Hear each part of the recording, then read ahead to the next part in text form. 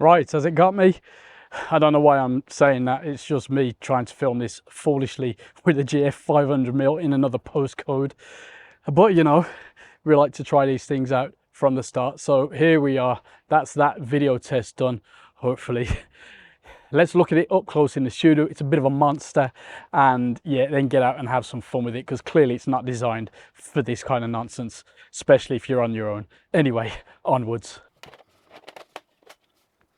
Absolute beast of a lens, and I've put the hood on upside down, it seems. Well, there we go, that's better.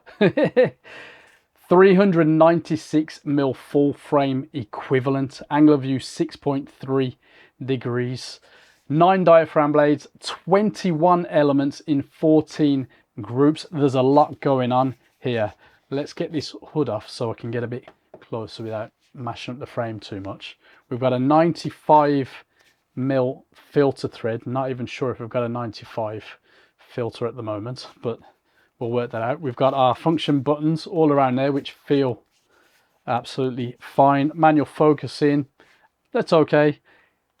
Clicked aperturing 5.6 to 32 with the standard for GF lens button for the A and C mode. That feels absolutely fine. We've got a limiter switch here, OIS here, and the AFL preset AF there, and a set, of course. Nice tripod collar, Arca Swiss compatible, no clicks there, but fine. Nice little loophole there, all metal, all feels absolutely cracking. Of course, weather resistance. This thing weighs 1 kilo 375 grams. So we pop this on, and don't forget you've got your little window there for accessing your filter. That is a serious bit of kit, and it feels pretty decent. My first impressions are telling me, at least. We're going to see how we get on. Also 2.75 meter minimum focus there, so you can go from 5 meter to infinity or full on the focus range, by the way, but 2.75 meters is the closest you can go.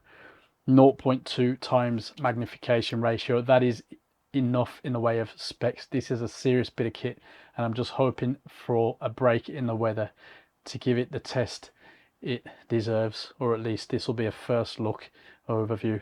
Yeah.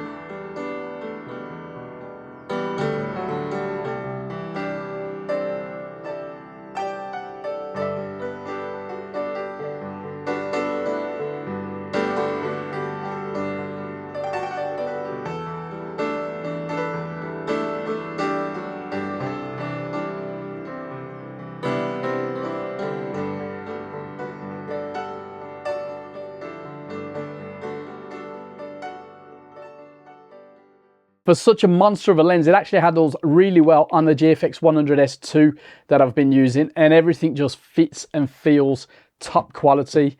The Arca Swiss tripod collar is very welcome. I wish it clicked into the marked points, but there you go. The quick release system it has is really cool. You can use the 1.4 teleconverter with this lens, but I don't have that, so let us know if you've tried it. I am grateful for the OIS, and I found myself leaving the monopod in the car thanks to that iOS combining well with the IBIS of the camera, and even with this focal length, video clips are very possible. If you've got a body without IBIS, the iOS could be a lifesaver. Now, autofocus in stills mode isn't bad at all. Even with slower tracking, we're still not at sports level, and that's fine. Video autofocus though, not quite there for tracking.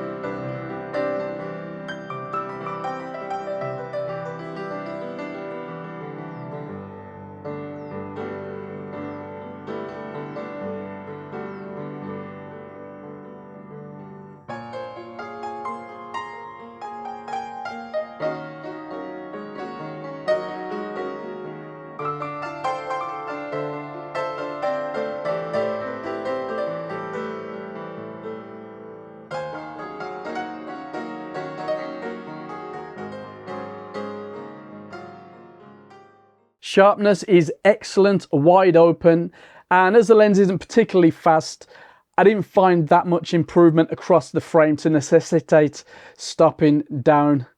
Diffraction sets in around f16, but I never go even close to that with this. Color rendering, excellent. Contrast, best around f8, which is about my limit anyway with this one. Field curvature, excellent. Distortion, minimal, and vignetting is present, but all of this corrects without you noticing. Fringing and flaring, both basically not present. Finally, bokeh, love it. Clean, appealing, another tick in the pros column for this lens.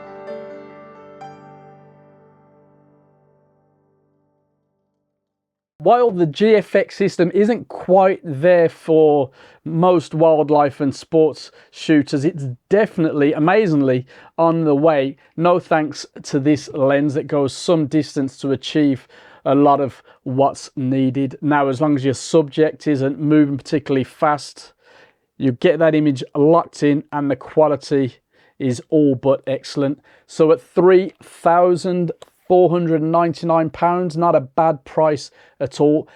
Clearly there's no competition, and I wouldn't expect it to be until the next generation of GFX. Have you used this lens? Let us know in the comments, and I'll see you very, very soon.